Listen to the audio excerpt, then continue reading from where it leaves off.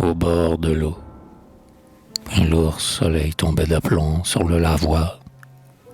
Les canards engourdis s'endormaient dans la vase, et l'air brûlait si fort qu'on s'attendait à voir. Les arbres s'enflammaient du sommet à la base. J'étais couché sur l'herbe auprès du vieux bateau, où des femmes lavaient leur linge. Des eaux grasses, des bulles de savon qui se crevaient bientôt, s'en allaient au courant, laissant de longues traces.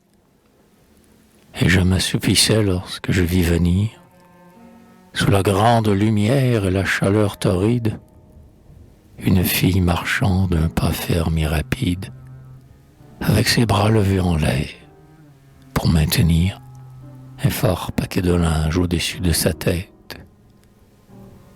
La hanche large avec la taille mince, faite ainsi qu'une Vénus de marbre, elle avançait, très droite, et sur ses reins, un peu, se balançait.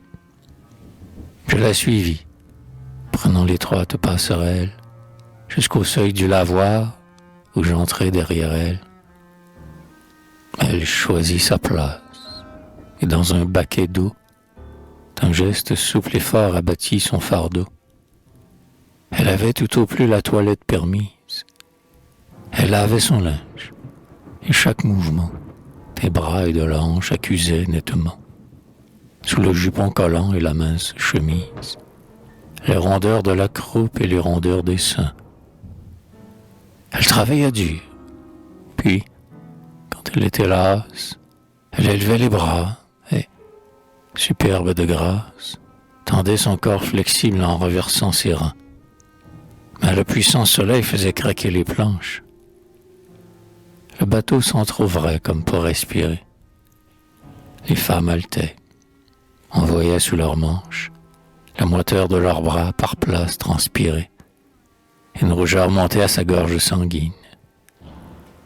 Elle fixa sur moi son regard effronté, dégrafa sa chemise, et sa ronde poitrine surgit, double et luisante, en pleine liberté, écartée au sommeil d'une ampleur solide.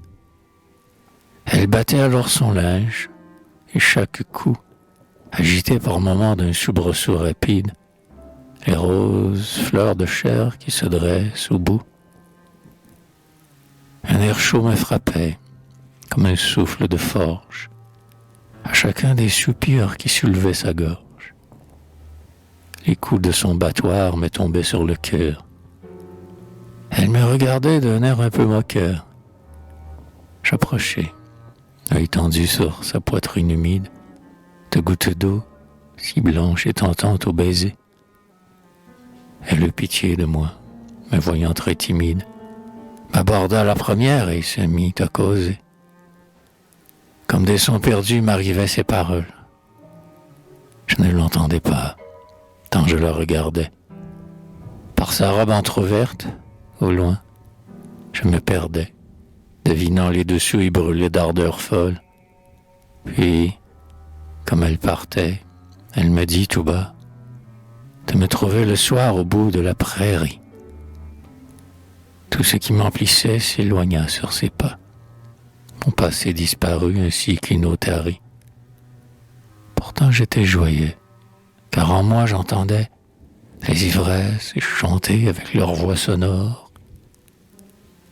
Vers le ciel obscurci toujours je regardais, et la nuit qui tombait me semblait une aurore.